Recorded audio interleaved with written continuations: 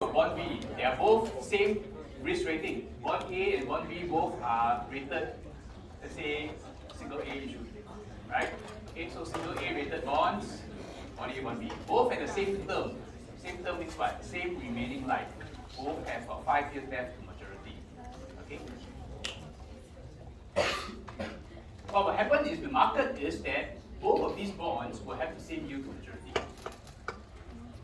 And this is irrespective of whatever coupon rate they're paid. Okay? So the yield to maturity will be the same. As long as your yield, as long as your risk and your term are the same, your yield will be the same. Okay. Now how is this useful? So it is useful if you know the price of one bond. You can then use that price to calculate the yield. Then you can apply that same yield for any other bond of the same risk and the same term. Okay, so for example, let's say we have two 10-year semi-annual bonds. The coupon rate for the first one is 8%, coupon rate for the second one is 12%, and you know the price of the first bond, which is 875.38. So how do I price the second bond? Okay, so let's say the market price of this first one is 7.38, then I will key these inputs into the calculator to get the yield for the first bond. So it's a 10-year semi-annual bond, which means I'm going to receive 20 coupons. Each coupon is $40 because it's 8% times 1,000 divided by 2. The face value is $1,000, so the price in the market is now 875.38, we know from the question, but please remember to put negative in front of the input. And then compute I, right? So the yield for this bond is 10%. Okay, so 5% is the semi-annual period rate. Yeah, it's a 6-monthly period rate. But now that I know it's 5% for all these types of bonds with the same risk, with the same term, I will then use this 5% for the second bond as well. So the second bond also is a 10-year semi-annual bond, 20 also. However, the coupon is different because it has coupon rate of 12%, so that means 12% times 1,000 divided by 2, $60 every 6 months. So the price of this bond is 1124.62. So what you observe is that the price is different, but the yield is the same. Okay, the yield is the same. As long as your risk and your term are the same, the yield will be the same, right? And your price will change, right? Or rather, the price will be different depending on what your coupon rate is, right? So notice here, right? So for the first bond, right? The first bond here is a discount bond, meaning it is priced less than $1,000. But why is that so? Because your coupon rate is 8% and your yield to maturity is 10%, right? So for what we said just now, right? Your coupon rate is less than your yield, you will end up with a discount bond. In the case of the second bond, the coupon rate is 12%, and the yield is still also 10%. So this time, your coupon rate is higher than your yield, you will end up with a premium bond. Okay, so this bond pricing theorem is useful because any bond of the same risk, of the same term, must have the same yield. Okay. What happened to bond prices over time? Yeah, so imagine, right, the market rate is now 5%, and the company XYZ is now issuing 4 different types of bonds, all 30-year maturity bonds. Now, if I issue at the 5% coupon rate, which is the same as the market rate, then of course the bond will be priced at par, right? $1,000. Okay, and if the market rates don't change, they remain 5% forever, then the bond price will also not change. It will remain $1,000 forever, right? This line right in the middle. Okay, so this is 100% of face value, right? Which means $1,000. Yeah. So if the market rates don't change, my bond price will stay at $1,000. Now, if the coupon rate had been 10%, that means this is a premium bond. I issue it at more than $1,000, let's say. Over time, as we approach maturity date, the bond price will get less and less and less and less until $1,000. Okay? If I issue it at a discount, if the coupon rate is less than the market rate, the bond price at the start will be less than $1,000. However, over time, it will also move closer and closer to $1,000. Okay? But why is this so? Why does it go towards $1,000? Simply because on the day before maturity, right, how much would you pay for the bond? You will pay what you're going to receive the next day, right? Okay, give and take a little bit, right? But the idea is that you're going to have less and less coupons to discount, right? As you approach the maturity date. So imagine, right, if you one day, tomorrow is going to mature, and tomorrow you receive $1,000, right? So of course, what you pay for it will be $1,000, right? Because it's what I'm going to get, right? So obviously, as we approach maturity, all you're left with is that par. So bond prices will therefore gravitate towards par as you get closer and closer to maturity date. Right? Okay, so this phenomenon is known as being pulled to par. Bond prices are being pulled to par, and this pulling to par, it describes how the rate of change increases as you go closer to maturity date. Right? So the diagram is more of a bullet-shaped kind of a chart, actually. Right? It's going to be a bullet-shaped chart rather than just a triangle. Okay, it's not a straight line, I'm sure. Okay, it's not a straight line, but there is increasing gradient as you go towards the maturity date. Okay. Okay. I think you will do this in your tutorials anyway, so you see it yourself. Okay, so yield to maturity is again called yield for short. It is again the rate that we use to discount back the cash flows. Yeah, in our case again we take it divided by 2 because we assume semi-annual, right, for the bond frequency. So we compare yields, right, for bonds, and not just the coupon rate. Okay, it's the yield that is important. Yeah. The yield is of course the rate implied by the current market price, right, or the bond price, right. So if I give you the price of the bond, you know the coupon rate, you know the term, you can calculate the implied yield. Now the process of calculating the yield requires us to use the financial calculator or the spreadsheet. Okay, if you don't have these things, then it is trial and error process, which means you keep trying different discount rates to see whether it matches back to the present value, which is the price of the bond, right? Okay, so obviously it's a very painful process, yeah. So please ensure you have the calculator. But of course, this time we're allowing the spreadsheet, so it shall not be an issue. Okay. Okay, let's try. So consider an 8% 10-year semi-annual bond with a par value $1,000 with a market price of $770.60. What is the yield of this bond?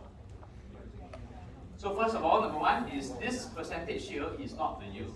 It is the coupon rate. Okay, so well, 10-year semi-annual bond, which means I'm going to receive 20 coupons.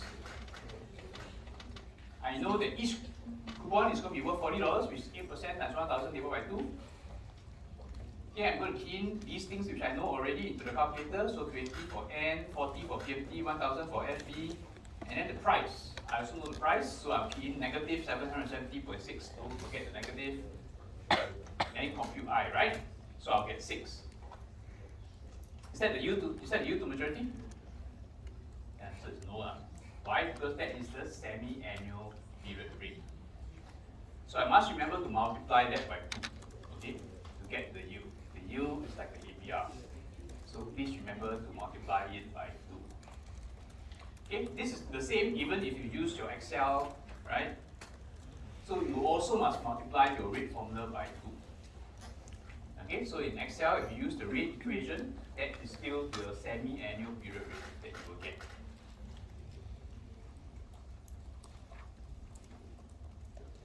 Okay.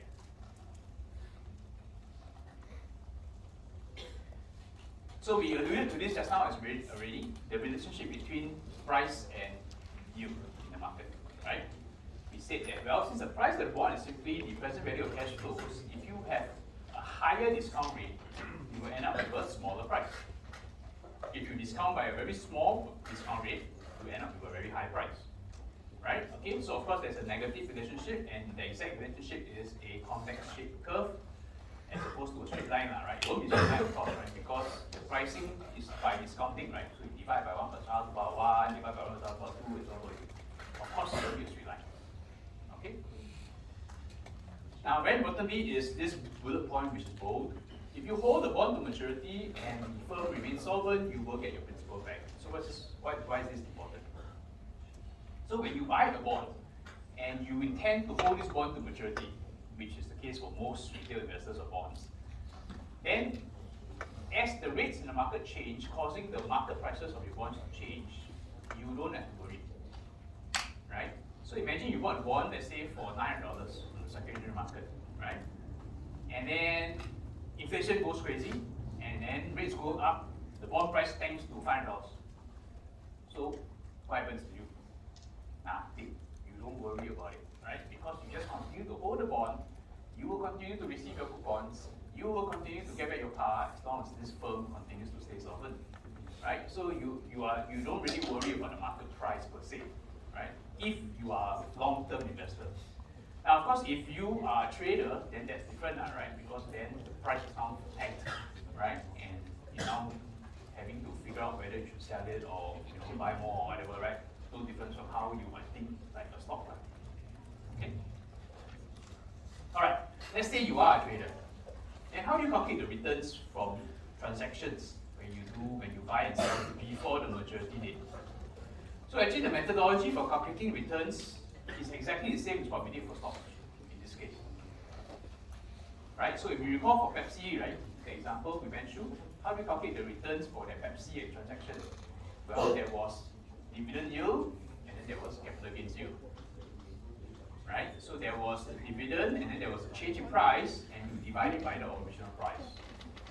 Likewise, for this case, instead of dividend, it's just replaced with coupon. So instead of a dividend, you're going to get a coupon. There will still be the change in price, and you divide it by the original price. So exactly the same. Right? So if you intend to buy and sell bonds, then of course the way that you calculate returns will be exactly the same as what you do for your stocks.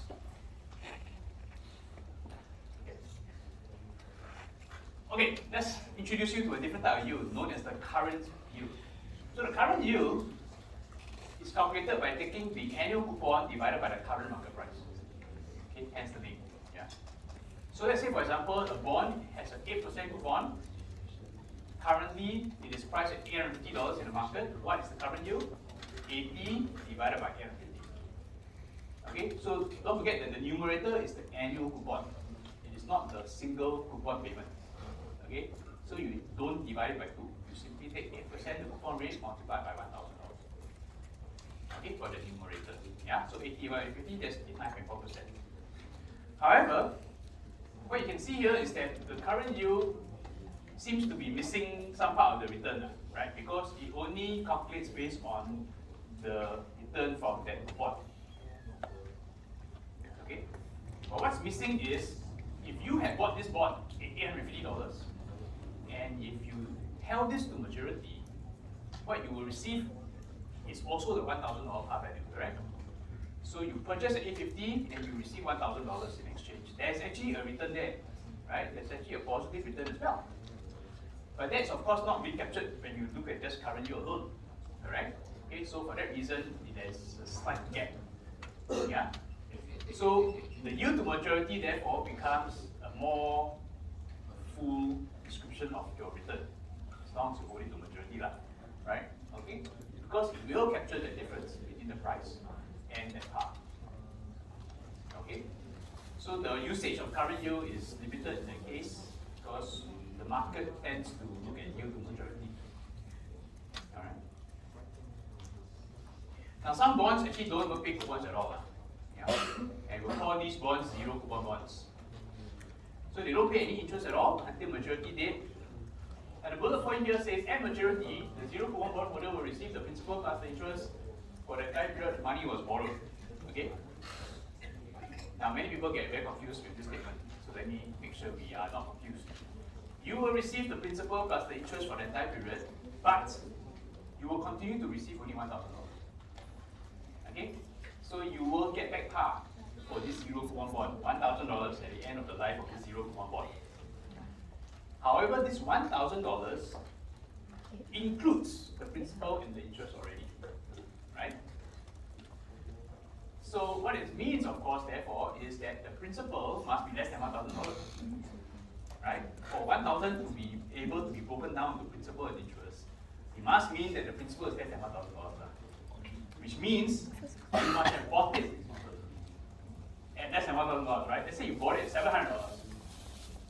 And then 10 years later, you receive $1,000. Then what is the principal? What's the interest? Principal is $700, interest is $300, right? So even though the statement says you receive principal plus interest, it doesn't mean that you get back more than $1,000. Okay, you will only get back $1,000, right? It's just that $1,000 includes the principal and the interest. Okay, clear? I hope so. Now zeros, having no coupon, of course, have no current yield, right? The current yield for a zero is confirmed zero, right? Because there's no numerator. Yeah. Okay, I think that's easy.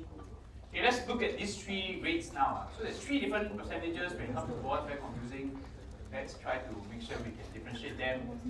There is the yield to maturity, there's the current yield, and then there's the coupon rate. Okay? Okay, let's say we bought a 10% 10-year semi-annual par bond. What in the world is a par bond, first of all? So a par bond means the bond is priced at par. And when we say priced at par means it's priced at $1,000. Okay, so a par bond is a bond that's priced at $1,000. Now for this situation of a 10% 10-year semi-annual par bond, then this relationship for these three rates will hold.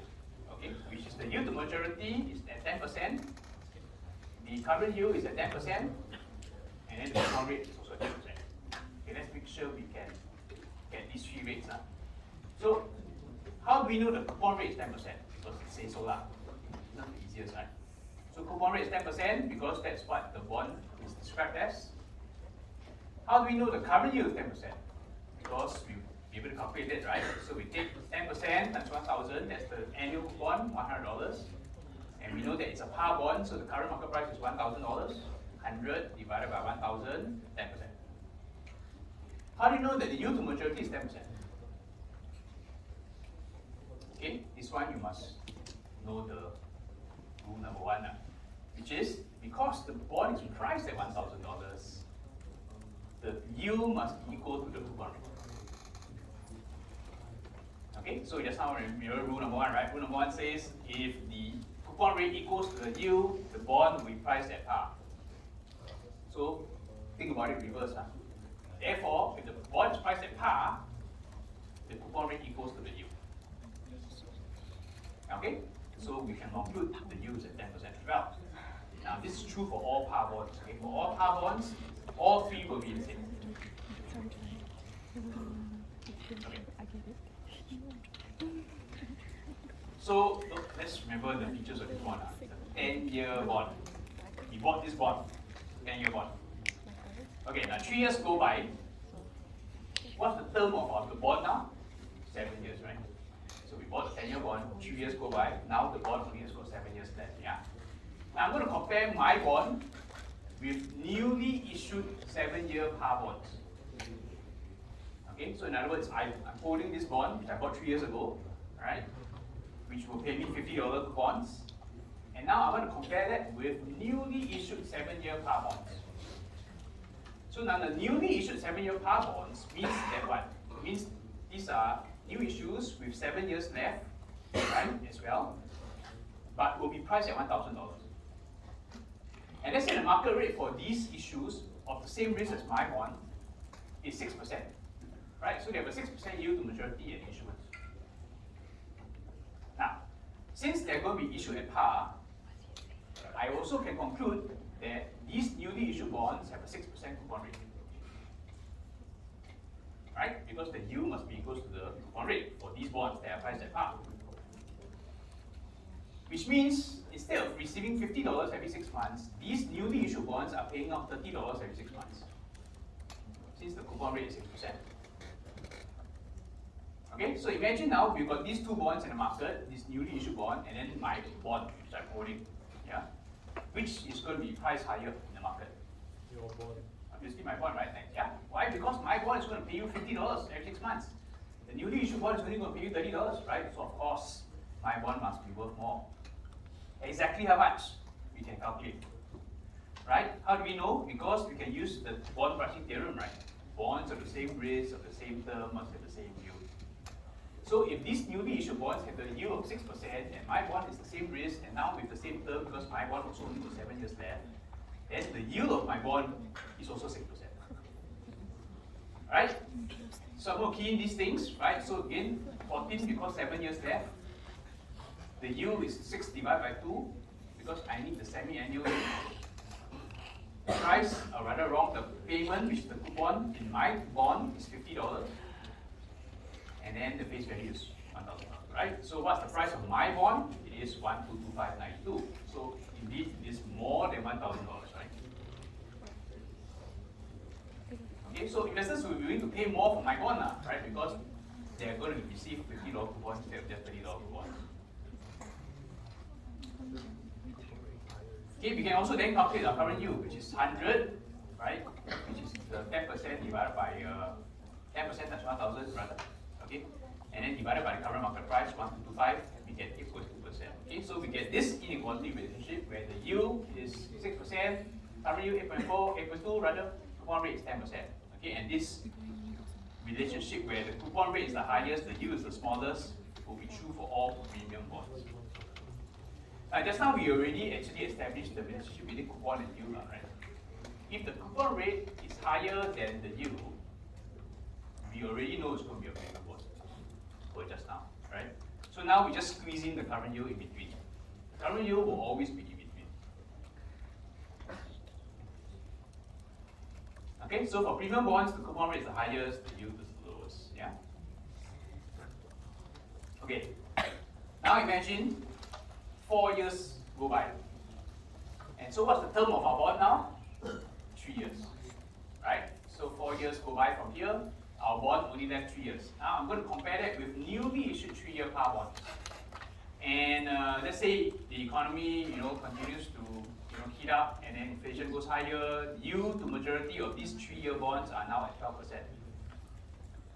Okay.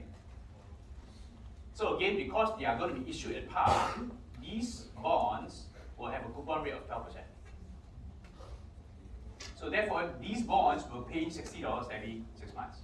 My bond will continue to give me only $50, correct?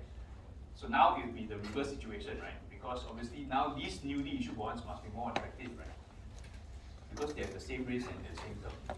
Yet they're going to be willing to pay you $60. Okay? So of course now my bond, you expect my bond to be priced at less than $1,000. Okay? But we can calculate that again, so let's do that. So N is 6, right? Because it's 3 years left, but I'm going to receive 6 coupons, so N is 6.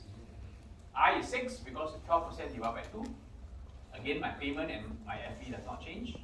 So calculate PV, indeed less than $1,000, right? So again, yes, that's what I would expect. Now the current yield again can be calculated by taking the 100 divided by the current market price, and then we get this final inequality, which is where the yield is the highest, the coupon is the lowest. And this will be true for all discount bonds. Okay, so any bond that's priced at less than $1,000, the yield is the highest, the coupon rate is the lowest.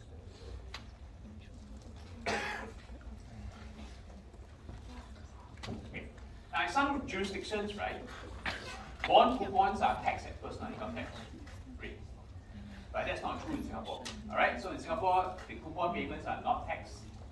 But let's say in the US, for example, you will get taxed under personal income tax. Now then, of course, as an investor, it would make financial sense for you to figure out what's your after-tax return. So corporate bonds will be taxed, but if you buy the US treasuries, they will not be taxed. Okay? So let's say, for example, you are in the 20% tax bracket, and the return that you get from buying a corporate bond is 8%. So after tax, the return becomes now only 6.4. However, 6.4 is still better off than 6, right? So you're still saying, okay, I will still do my corporate bond because it's still better off than buying the tax-free bond. However, if you then start earning more money and somehow you then move into a higher tax bracket, then at some point in time it will no longer make sense. At what point in time exactly we can calculate this break-even point, right? So after tax, I want to equate it to 6%, you can then deduce what tax rate would be. It will be, in this case, 25%, right? So the moment you move past 25% tax bracket, you will be better off just buying the tax-free bond. Okay, so I think this concept is quite straightforward.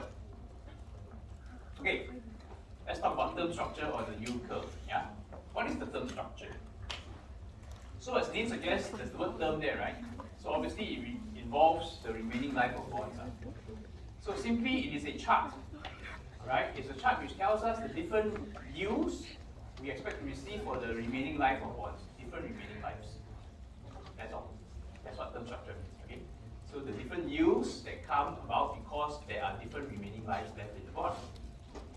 Now the idea is that we want to strip out every other factor that affects the return of the bond. So your coupon rates, your credit risk, and every other thing. Yeah, we want to be able to try to make it more sterile, right, in this environment. I want to remove all these other factors, okay, to make it more controlled, right? The only factor that differentiates the bonds in my chart is term. Okay, so the way to do this will, of course, rely on the government-issued bonds because they are assumed to be risk-free, right? So they have no risk, easy. Okay, and on top of that, we do a process where we actually remove all the coupons before we plot the chart. Okay, but that one you don't have to worry. Yeah, you learn in I don't know when, year 3 or 4 or whatever. Okay, so let's assume we can do that, and we arrive at a chart which shows us just the return against the remaining life of the bond with no other differences in the factors, right? Now in normal times, right, we expect this curve to be upward sloping, right? It must be upward sloping. Why so? Because of time value of money, right? If you buy a 50-year bond versus buying a 2-year bond, which one would you expect to be a higher rate? The 50-year bond, right? Because you're now giving up your use of money for a much longer period of time, right? As an investor, you would expect to get more. Okay, so normal times, a normal upward sloping curve is expected. Yeah? There are, however, times where the yield curve appears to be inverted or downward sloping, whereby longer term issues end up getting less return than the shorter term issues. Okay, this is an abnormal situation. Yeah? Call it either an abnormal curve or inverted curve. Let's see why that happens. Okay, so first of all, let's look at the normal curve. So the top line here, this top line is the curve. Okay, you will only see this top line. You will not see these two other arrows. Okay, so we are drawing it like that so that we just split this into the 3 components to make up the final rate. Okay, so what are the 3 components? So there's the real rate of growth in the economy. That is the inflation premium that goes into the real to the rate as well. So the addition of these 2 things is the nominal rate, right? So we covered that when we talk about the Fisher's equation now, right? So real rate plus inflation approximately equals to the nominal risk-free rate. But when we buy a bond, we are actually exposing ourselves to something called interest rate risk. Okay, what is interest rate risk? So interest rate risk is the risk that the value of the bond will change with changing interest rates, correct? Which is now obviously that's the case, right? When market rates change, the bond prices will change. So there obviously is risk. We don't actually know what will happen to the bond price. So therefore, there must be a risk premium to compensate us for being exposed to interest rate risk, right? So what's risk premium again? Risk premium is simply the additional return we expect to receive for variable risks, and in this case, interest rate risk. Now notice here that the interest rate risk premium increases with greater terms, right? You notice here the blue part, right? It gets more and more and more as time to maturity increases. And this, of course, must be true, right? So again, comparing 2-year bonds with 50-year bonds, which one has got greater interest rate risk? That means given the same change to interest rate, which one will experience greater changes to their price?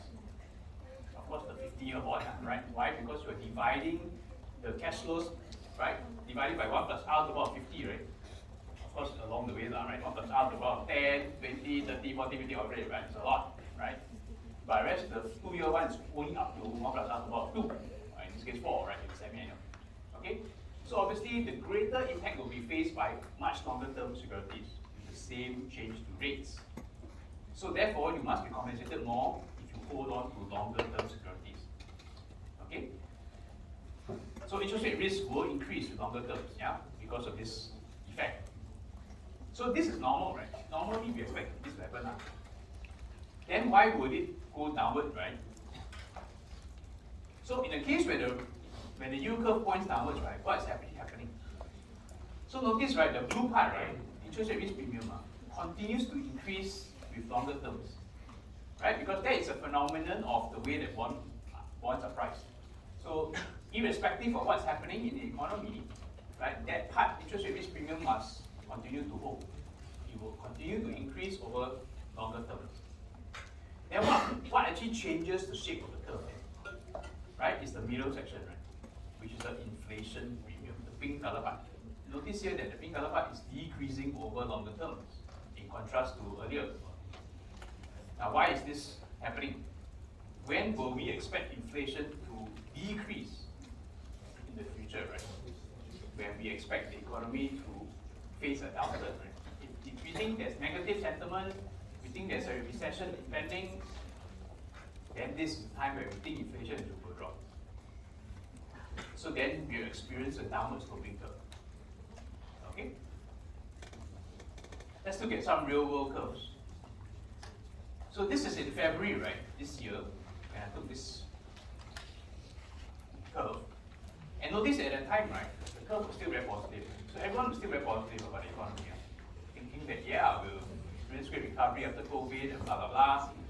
Okay, so this is the Singapore curve, this is the US curve, both very positive. Okay. This is the curve yesterday, right? So slightly negative here, right? So from 4 years onwards, it's all down already, right? Which means slightly less inflation is expected over longer periods of time. And then this for the US, also slightly negative, right? Whereby your 2-year rate is very high, 4.something% compared to your 10-year rate or even your 30-year rate at 3.7%. Right? So slightly negative curve. Which means basically people do expect some kind of a recession happening, right? In to come. Okay? So the yield curve does provide a little bit of a signal, right, about where the economy is going towards. Okay?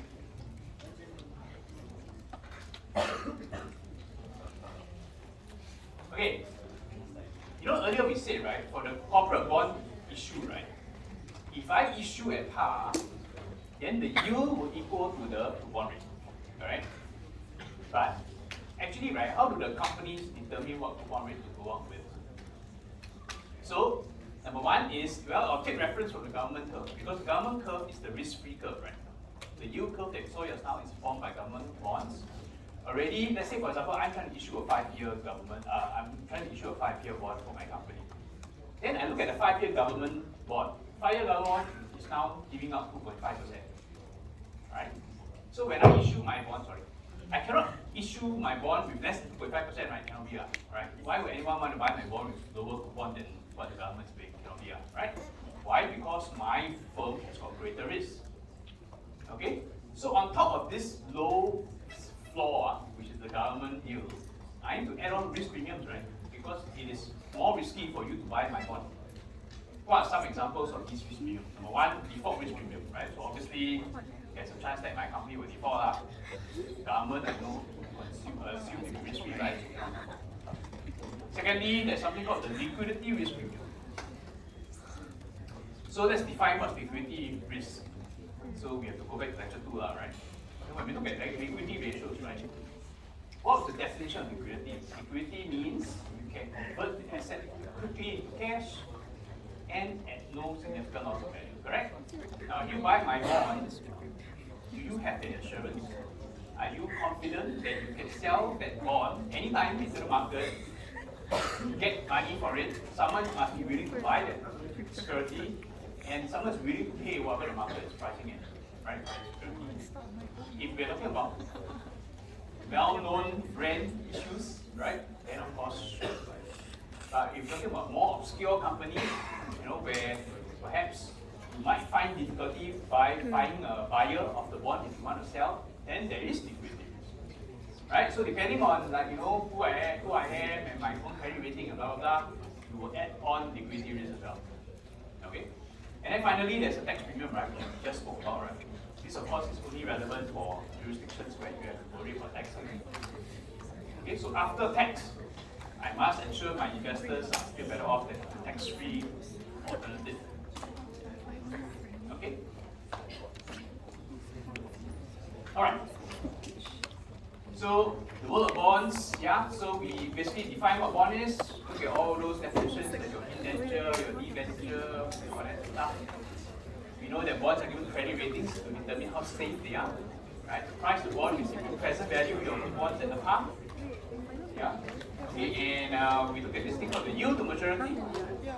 Please remember your pricing theorems, yeah? So bonds have the same risk, have the same term, have the same yield. And then also the relationships between your coupon rate and your yield and your current. Okay? Alright, that's all we have. Again, if you missed the earlier start of the lesson, these are important announcements for your midterm.